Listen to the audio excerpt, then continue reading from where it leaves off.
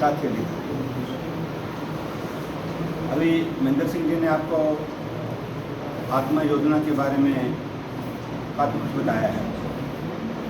आत्मा योजना का उद्देश्य यही है कि किसान का सर्वांगीण विकास हो सके। खेती आज के ज़माने में इतनी महंगी हो गई है कि अकेली खेती का खर्चा निकालें तो हमें लाभ जो है वो नाममात्र का रहता है।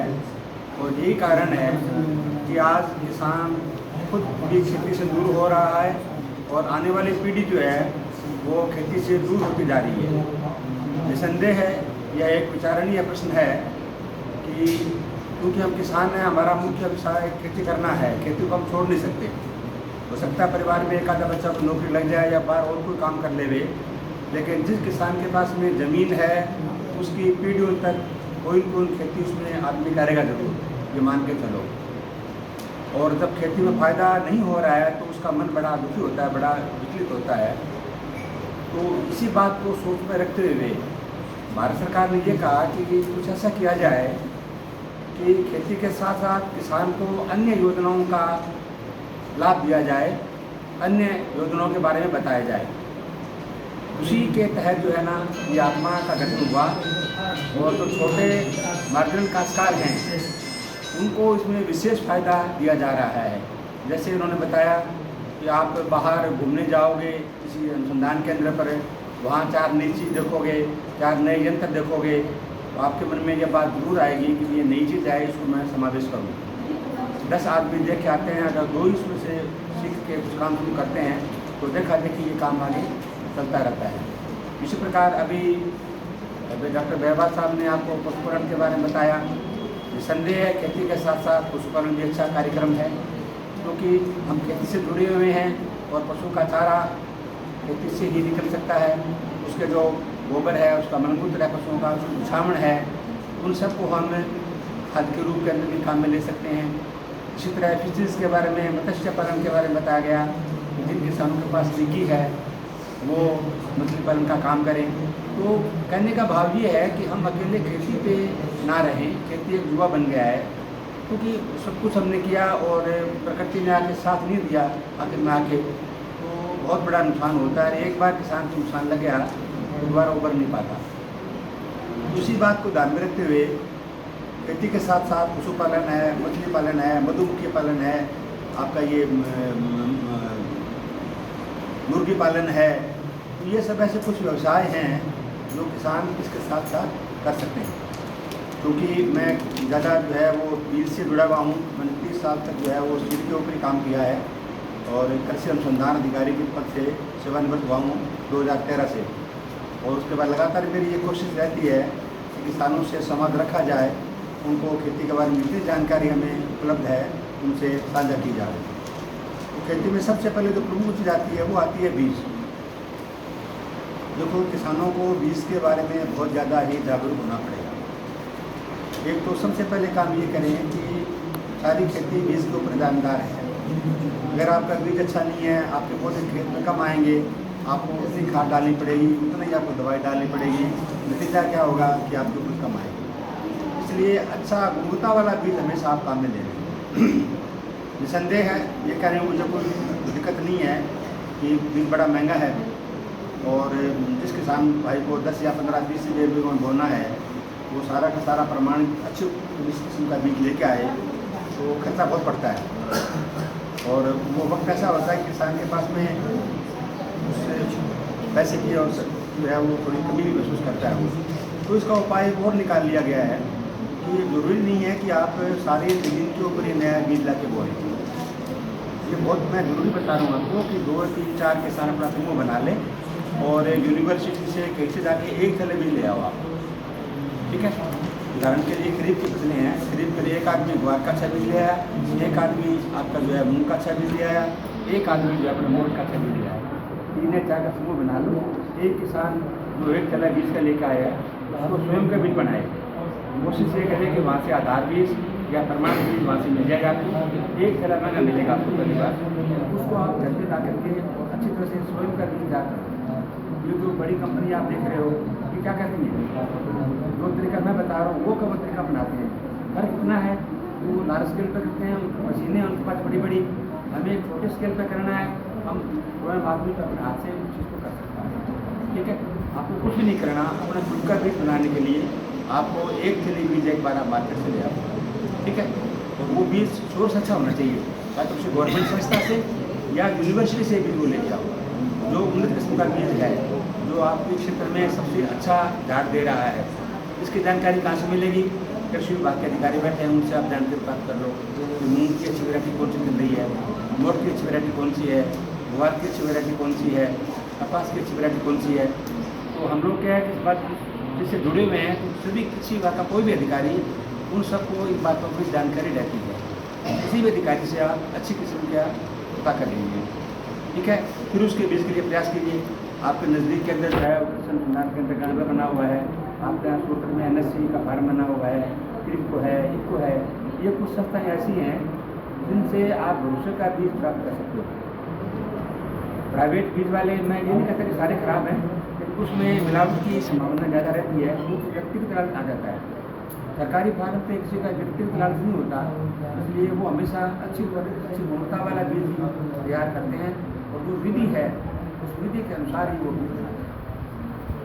तो आपने जो एक बीघे का या 1 थैले का आप लेके आए हो, उस तरह बीज आप लेके आओ, अपनी ज़मीन को अच्छी तरह से, जो आपके खेत में सबसे बढ़िया ज़मीन मानते हो आप, उस ज़मीन को अच्छी तरह से आप तैयार करें। कोशिश ये करें कि उसमें गोबर की खाद का समावेश करें। गोबर की खाद को कैसे काम में लेना है, इसके बारे में थोड़ी चर्चा अपना कर लेंगे। अभी थोड़ा मैं जो मेन विषय पे आ रहा हूँ, तो उसकी समय पे बिल्कुल जो देखो बीज का महत्व सबसे ज़्यादा क्या, बीज एक लिविंग है, यानी जीवित चीज़ है बीज। तो उसको जो समय पे जो उसकी जो कार्रवाई वो आप करोगे तो फायदा देगा। अब बीज का होने का समय तो मान लो आपका 15 जून तक का है मान लो, और आप उसको बिजाई करते हो जाकर जुलाई के अंदर जा करके, या अपने अप्रैल में आगे तक को दिया, तो हमें दिखाई नहीं देगा। लेकिन जो उसको बीज का गुण है, उसको जिस टाइम होना चाहिए, जो अच्छी पैदावार देगा, वो समय अगर हम निकाल देते हैं तो हमें नुकसान होगा। तो बीज प्राप्त करते वक्त इसका ध्यान रखें इसकी बुआई का समय कौन सा है। आपकी जानकारी में नहीं है तो बाकी अधिकारी से पूछ लीजिए कि मैं अमुक किस्म लेके आया हूँ, इसका बोने का समय कौन सा है। जो किताबें आपको दी जाती हैं, कंप्लेंट दी जाती है, उनमें सब में सारी बातें लिखी होती हैं। पर हमारा दुर्भाग्य मानो सौभाग्य मानो कि हम उसको लेते हैं, लेकिन बातों को समावेश नहीं कर पाते। बहुत छोटी छोटी बातें हैं, तो मैं कुछ बातों को गुड बात नहीं बता रहा हूँ। आवश्यकता है कि इन बातों को जीवन में डालें, तब हम इस चीज़ को फायदा ले पाएंगे। उसके समय पर बुआई कर दीजिए, जो रिक्वायरमेंट खाद की है वो इसमें से नहीं करना, जो बाकी अन्य फसलों को या अन्य जो आपने खेत बोया है उसमें जो खाद देनी है वो की खाद भी देनी है, सारा कुछ नहीं करना, ठीक है। अब जो बात ध्यान रखनी है वो ये 2 चीज़ आपको विशेष ध्यान रखनी है अगर बीज वाला काम कर रहे हो। एक तो ये है कि जहाँ आप ये बीज का प्रोग्राम देखने का भी लो, उसके चारों तरफ दूसरी फसल उसी की ना हो। उदाहरण के लिए आपने मूंग की अगर फसल मूंग का बीज ले रहे हो, तो आपने जो 1 बीघा सेलेक्ट किया है उसके चारों तरफ मूंग की दूसरी फसल ना हो। आप ग्वार बो दीजिए, मोट बो दीजिए, कुछ और बो दीजिए, सेम किस्म का जो है ना दूसरी उसी जो किस्म है वो ना हो। एक मोटा मोटा ध्यान ये रखना है कि जो 1 बीघा आपने बोया है, आधा बीघा आपने बोया है, उसके लगते हुए चारों तरफ वो कोई फसल ना हो जाए। एक तो ये ध्यान रखना है आपको। दूसरा ध्यान आपको ये रखना है कि जब आपने बुआई कर दी उसका ध्यान डेली उसको चेक करो, जो टाइम पे जो कीड़ा तो नहीं लग रहा है उसमें, ठीक है। और जब थोड़ी फसल पक जाएगी तो हर कोई भी आप बीज की वैरायटी ले आओ, उस बीज को तैयार करते हुए जो उसमें गुण डाले जाते हैं, उन गुणों को अगली पीढ़ी में आती है वो गुण आपस में अलग अलग हो जाते हैं। तो जब आप उसकी बुआई करोगे तो उसमें हो सकता है कि आपको 1 या 2 या 5 पौधे ऐसे मिलें जो आपके सब लेकर आए हो उससे हटके होंगे। उदाहरण के लिए या तो पौधे ऊँचे चले जाएंगे वो, या वो पौधे नीचे रह जाएंगे, या उनकी जो है वो ब्रांचें कम होगी, या वो फूल जल्दी आ जाएंगे, या उसमें फूल बहुत लेट आएंगे, या वो जल्दी नहीं पकेगा, लेट पकेगा। तो ये छोटे छोटे गुण हैं जो आप ध्यान रखना पड़ेगा आपको। फिर आप पहचान लोगे कि ये जो 2 या 5 या 10 पौधे जो है ना ये इस किस्म के नहीं हैं, दूसरी किस्मों के हैं। ये जहाँ ये बीज तैयार हुआ है वहाँ आदमी की गलती से, मशीन की गलती से, कुछ सफाई होने में दूसरे इसमें दाने मिलावट हो गए हैं, या प्रकृति के द्वारा जो है इसके अंदर सेग्रीगेशन होता है। सेग्रीगेशन एक भी होती है जो बीज बनाते हैं ना, जो नई वैज्ञानिक बीज बनाते हैं वो क्रॉसिंग करवाते हैं, यानी एक और दूसरे क्रॉस करवा के बनाते हैं, और कुछ गुण जो है वो अगली पीढ़ी में आ जाते हैं। तो वो कारण हो सकता है, आते जरूर इसमें कोई दो राय नहीं है। तो वो 2 या 4-5 पौधे आप जो है ना उनको निकाल दीजिए, ठीक है। और फिर 1 महीना इंतजार करिए जब आपकी फसल फंसने वाली हो। इसका एक तरीका बढ़िया है कि जब सूरज निकले आप सुबह खेत में जाओ, सूरज निकलता है अपनी पीठ करो सूरज की तरफ और बैठ के ना घोटों के बल बैठ के और उसकी तरफ आप देखोगे ना तो आपको दूर से आ जाएंगे वो दूर से जा रहे हैं। एक आदमी साथ और रखो, उससे आप करो 2 प्लांट पौधा निकाल दें, क्योंकि वैसे आप खेत में घूमोगे नहीं मालूम पड़ेगा आपको। आप जब बैठोगे सूरज की तरफ पीठ करके तो किरणें सूरज की पड़ेगी फसल के ऊपर, तो आपको पहचान आ जाएगी कि यार ये कुछ पौधे ऐसे लग रहे हैं मेरे को, तो वो पौधे आप उसको निकाल लीजिए। ऐसे ही जब वो फसल पकने वाली हो आपकी तब आपको पहचान आ जाएगी, कुछ पौधे आपसे नहीं पके पीछे रह जाएंगे, उसका जो है कलर जो है वो दूसरा हो जाएगा। तो ये एक दिन में नहीं आएगा आपको, लेकिन जब 2-4 बार आप तकरीबन डालोगे ना, हम लोग तो नई वैरायटी निकालते हैं ना, मैं बेसिकली साइंटिस्ट हूँ, तो हमारे ये गुण हमें काम में लेते हैं। और हमारे चूँकि आई सेटिंग हो जाती है हमारी, जल्दी पकड़ लेते हैं। आपकी आई सेटिंग थोड़ी कम होगी तो आपको 2-4 बार आप करोगे तो आपको भी सेटिंग उसमें हो जाएगी। तो उसमें जब पक जाए आपका तो आप सावधानी से उसको जो आप मैनुअली काटो उसको, यानी मजदूर लगाए काटो, ये नहीं कि कमाई लगा दिया आपने या उसका असर लगा दिया, उसका नुकसान क्या होगा। तो जो मेहनत आपने की है पहले प्रोटीन के जो पौधे निकाले हैं वो फिर मशीन में जाकर सफाई करो आप, लेकिन 2-4-20 दिन आपके रह जाएंगे साफ का प्रोटीन। अगर मजबूरी है आपकी मशीन लगानी पड़े तो शुरुआत को जो है 15-20 किलो ज़्यादा कर दीजिए, वो खाने के काम में ले लो आप। जैसे उदाहरण के लिए गेहूँ की बात करें, गेहूँ का 1 बीघे में आपको जो है ना 10-12 कुंटल बीज पैदा होगा, तो शुरुआत का जो है 5-20 किलो आप निकाल दीजिए, आगे वाले जो कर दीजिए, ठीक है। इस तरह से आपको जो है ना बिल्कुल सावधानी रखें, इस तरह की मिलावट उसके तक ना होने पाए। फिर आप क्या काम करो, क्योंकि आपने अप्रैल के अंदर उसकी तुलसी की बात करते हैं, आपके मूंगोट की, या आपको अक्टूबर नवंबर के अंदर आपने जो है खेत में फसल मूंग कर जाएगी, ठीक है ना, आप कर लोगे उसको जरा। और काम में कब रहना है इसको, अगले साल जाकर जून में, बीच के 8 महीने गैप आ गया, 6 महीने गैप आ गया आपका। 6 महीने में क्या करो आप, बीज तो बना लिया आपने, वो बीज बनाया वो उसको क्योंकि वैल्यूबल बीज आ गया, आपने उसको बीज में काम में लेना है तो उसको आपने ध्यान रखना है। कैसे बचाएं कीड़ों से, उसको बचाना जरूरी है, वरना कीड़े खा जाएंगे तो आपकी सारी मेहनत बेकार हो गई। उसमें आप क्या करो कि एक तो अगर बोरी काम में लेती हो पुरानी आप बोरी, तो उस बोरी को पलट दीजिए और 1% मेहनत से उनके बोरी में उसको डिप कर दीजिए बोरी को, ताकि जो बोरी में जन्म से लगे हुए हैं, जो इल्ली के जो कपड़े के अंडे हैं वो सारे अंडे मर जाएंगे, ताकि आपका बीज खराब नहीं होगा, ठीक है। और बीज को अक्सर धूप लगा करके सुखा करके उन तेलों में भर दीजिए। फिर आप क्या करो, क्योंकि लागत भी कम करनी है हमें, खर्चा हमारा कम से कम हो, भी ध्यान रखना है हमें। तो उसके अंदर हल्दी की गांठ ले लो आप, लौंग ले लो, नीम की पत्तियाँ ले लो, ये उसमें डाल दो आप। और ये चीज़ डालने के बाद में एक बोरी के अंदर आप मान के चलो कि आप 3 या 4 डाल इसकी नीम की डाल दो, निमोड़ी की नीम की डाल दो, 2-3 गांठ हल्दी की डाल दो आप, 10-20 लौंग डाल दो आप। इससे क्या है कि रिपेलेंट आपका पूरा 6 महीने तक जो है ना उसमें कोई भी खिलाफ नहीं है, ठीक है। उसके बाद आप क्या करोगे, जब आप बोने का समय आया है उससे आप 15 दिन पहले तैयारी कर लो अपनी। उस जो आपने बीज बनाए उसमें 100 दाने लेकर के आप अपने बाखले में या अपने डोरे में या अपने खेत में जा करके उसका ताक निकाल के पानी लगा कर और 100 दाने मत तोड़, ठीक है। उसमें देखो कितने दाने उगते हैं आपके, अगर 100 में से 50 दाने उग जाएँ आपके या उससे ऊपर चले जाएँ तो वो बीज आपका 100% जो है वो बढ़िया बीज है आपका, और आपके खेत में पूरी उसकी पैदावार आएगी। तो आपने 1 साल पीछे हुए आपने अपना बीज बना लिया, अब वो आपका बीज बना जो टुकड़ा 3 इंच बना वो आप उनमें शेयर कर लो। ऐसे एक किसान भाई ने मूंग का बनाया वो बाकी में शेयर कर ले, दूसरे मोट का बनाया वो शेयर कर ले, और बड़ा शेयर कर ले, तो आपको जो खर्चा ज़्यादा लगना था ना वो बच जाएगा आपका। तो तरीका ये भी खेती में हम क्या करें कि लागत तो हम कम करें और फ़ायदा हम जो है मैक्सिमम उठाएँ, ये आप जो है ना इसको बेसिक ध्यान दें।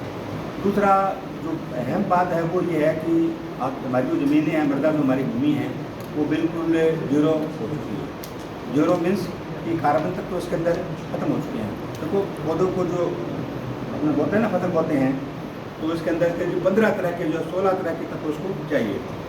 तो मुख्य क्या है, हाइड्रोजन है, ऑक्सीजन है, कार्बन है, आपका नाइट्रोजन है, आपका फास्फोरस है, ये 5 मुख्य तत्व हैं जो हर फसल को चाहिए। इसके अलावा 15 या 20 छोटे तत्व हैं, माइक्रोन्यूट्रिएंट बोलते हैं आपको, उनकी आवश्यकता है। हाइड्रोजन हमें वायुमंडल से मिल रही है, ऑक्सीजन मिल रही है हमें, कार्बन तत्व जो है ना वो इसके अंदर मेन रोल प्ले कर रहा है। नाइट्रोजन हम खाद डाल देंगे, यूरिया डाल देंगे हम, ठीक है। आपका सल्फर जो आपका फॉस्फेट है वो हम जो है SSP डाल देंगे या डाई डाल देंगे, लेकिन जो कार्बन वाली बात है ना उसकी बहुत कमी पड़ रही है। तो हम कह रहे हैं कि हमारी भूमि में कार्बनिक जो ऑर्गेनिक मैटर जो है बहुत कम हो गया। वही वजह है कि वो जो कमी पूरी नहीं हो पाएगी। वो कमी कैसे पूरी होगी? वो केवल आपका कहाँ से मिलेगा? या तो मिलेगा गोबर की खाद से, या हरी खाद से, या डेंचर से। आज हालत ये हो गई है कि आप होने के बाद में कितनी खाद डाल दो, कुछ भी कर लो, कितना उन्नत बीज ले आओ, लेकिन हमारी जो उपज है वो बिल्कुल रुक चुकी है, आगे नहीं बढ़ रही है। विदेशों में क्या हो रहा है कि दिनों दिन तरक्की बढ़ते जा रहे हैं। आज उनके गेहूं के मान लो 20 से 21, 22, 24, 26, 27 बढ़ते जा रहे हैं, बढ़ रही है उनकी। हमारी क्यों नहीं बढ़ रही? कि हमारा जो व्यक्ति तो मेन है कौन सा? ऑर्गेनिक कार्बन, ऑर्गेनिक जो है मैटर है वो हमारी भूमि में बिल्कुल जीरो हो गया। यानी अभी स्टडी हुई है तो 0.25 आ गया, जबकि ये 2% क्या होना चाहिए? कहाँ 2.5%, कहाँ 0.02 आ गया है ये।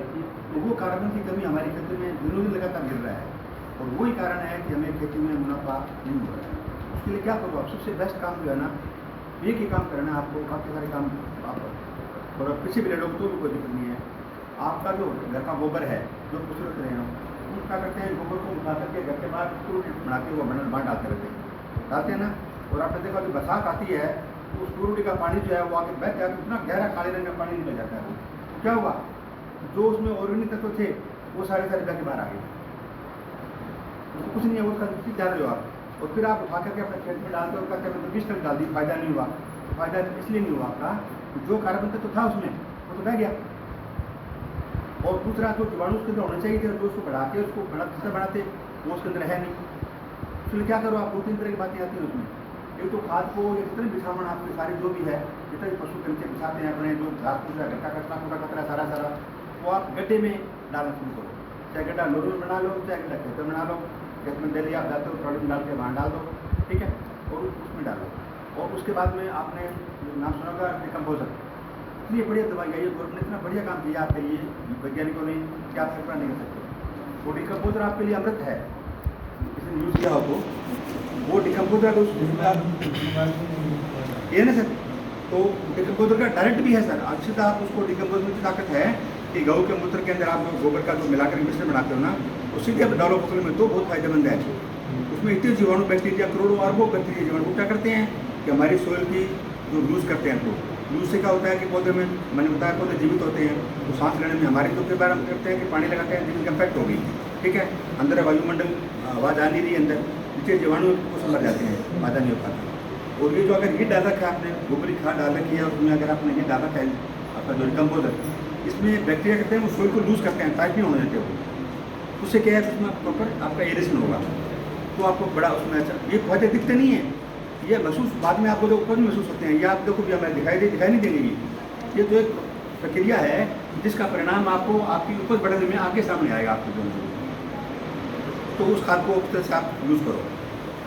दूसरा मैं एक चीज़ जो विषय और उठाना चाहता हूँ वो ये है कि देखो, हमने पैसा बहुत कमा लिया, काफ़ी अच्छे किसान संपन्न हो गए। आज से 20 साल पहले तो हमारे घर पे ट्रैक्टर नहीं था, आज ट्रैक्टर भी आ गया, हम पक्के मकान भी हो गए हैं, किस्तें भी अच्छे होने लगे हैं, ठीक है, पोषण भी ठीक ठाक है, 2 पैसे पास में है। लेकिन मेन चीज़ कहाँ नुकसान हो रही है कि हमारे स्वास्थ्य पे बड़ा व्यक्तिगत हो रहा है। हमारे जो पीढ़ी के बच्चे जो आ रहे हैं वो छोटे छोटे बच्चों में ऐसी बीमारियाँ आ रही हैं कि जिनकी आप इतना नहीं कर सकते। पूरा पंजाब आपके सामने उदाहरण है कि हर घर में मतलब पेशेंट है। हम सौभाग्यशाली बचे हुए हैं, अभी हम इतना अभी आगे नहीं पहुँचे हैं कि, लेकिन हमारे लिए अलार्मिंग सिचुएशन है ये, घंटी बज रही है कि हमें भी सावधान हो जाना चाहिए। अंधाधुंध प्रयोग जो हम दवाइयों के जा रहे हैं उनको बिल्कुल बंद करना पड़ेगा अपना दूध देना। तो मैं ये कहना चाह रहा हूँ कि ऑर्गेनिक खेती के ऊपर आप आइए।